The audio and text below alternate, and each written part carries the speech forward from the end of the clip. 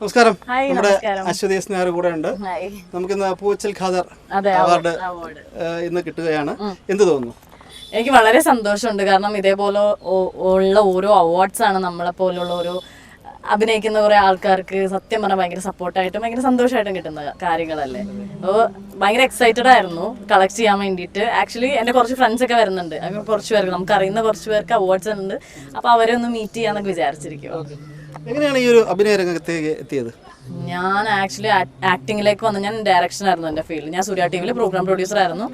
അവിടെ നിന്ന് ഇതേപോലെ ഒരു ദിവസം ഉപ്പുമുളകിലേക്ക് ഒരു കോള് വന്നു. എന്നാൽ ചെയ്യാമല്ലോ, ചലഞ്ചിങ് ആണല്ലോ എന്ന് വിചാരിച്ചിറങ്ങി.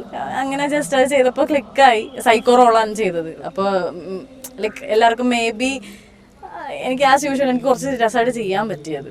അപ്പോൾ എനിക്ക് തോന്നുന്നു എല്ലാവരും പറയാം ജീവിതത്തിലെ ഒരു സൈക്കോ പോലെയാണല്ലോ എന്നൊക്കെ പറഞ്ഞപ്പോഴേ കോമഡി ആയിരുന്നു. അങ്ങനെയാണ് ചെയ്തത്.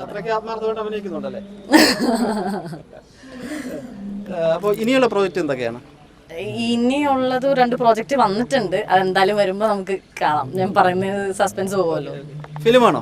ഫിലിം അല്ല, ഞാൻ സീരീസുകളാണ് ഇപ്പോൾ കോൺസെൻട്രേറ്റ് ചെയ്യുന്നത്.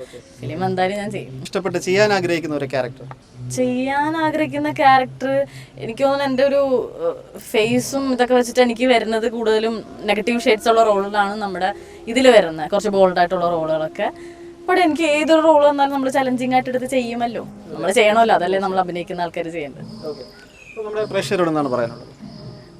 പ്രേക്ഷകരോട് പറയാനുള്ള എല്ലാവരും ഇതേപോലെ തന്നെ സ്നേഹിക്കുക, സപ്പോർട്ട് ചെയ്യുക. എന്നെ മാത്രമല്ല, ഇതേപോലെ ബഡ് ചെയ്ത് വരുന്ന ഓരോ ആർട്ടിസ്റ്റുകളെ പോലും നന്നായി നിങ്ങൾ സപ്പോർട്ട് ചെയ്യുക. നിങ്ങളുടെ സ്നേഹമാണ് ഏറ്റവും വലുത്.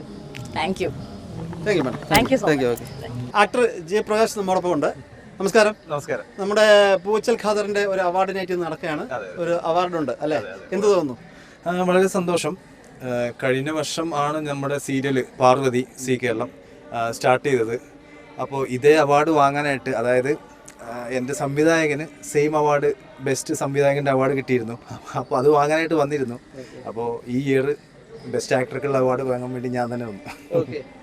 ഇത് സി കേരളത്തിൽ എത്ര കാലമായി ഇത് ടെലികാസ്റ്റ് തുടങ്ങിയിട്ട്? എത്ര എപ്പിസോഡായിട്ടുണ്ട്? ഇത് അറൗണ്ട് 360 എപ്പിസോഡൊക്കെ കഴിഞ്ഞു. അപ്പോൾ 360 എപ്പിസോഡ് എന്ന് പറയുമ്പോൾ നല്ലൊരു നന്നായിട്ട് പോയിക്കൊണ്ടിരിക്കുന്നു. നല്ല റേറ്റിംഗിൽ വന്നുകൊണ്ടിരിക്കുന്നു. നല്ലൊരു സ്റ്റോറിയാണ്. സ്വന്തം സ്ഥലം നിലമ്പൂരാണ്, മലപ്പുറം. നമ്മുടെ ഈ ഒരു പൂച്ചൽ ഖാദറിന്റെ അവാർഡ് വാങ്ങുമ്പോൾ, ട്രിവാൻഡ്രത്ത് നിന്ന് വാങ്ങുമ്പോൾ എന്താണ് ഒരു ഫീൽ ചെയ്യുന്നത്?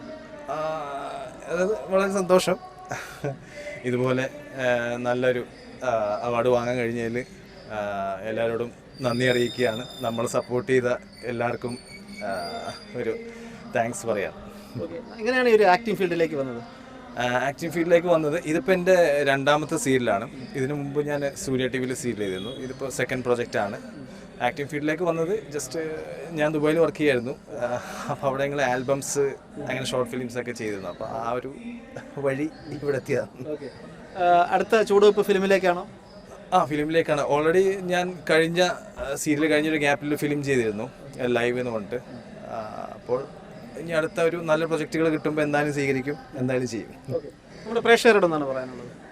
പ്രേക്ഷകരോട് ഇതുവരെ നമുക്ക് തന്ന സപ്പോർട്ട് ഇനിയും തരിക. എല്ലാവരും നമ്മളെ അനുഗ്രഹിക്കുക, ആശീർവദിക്കുക.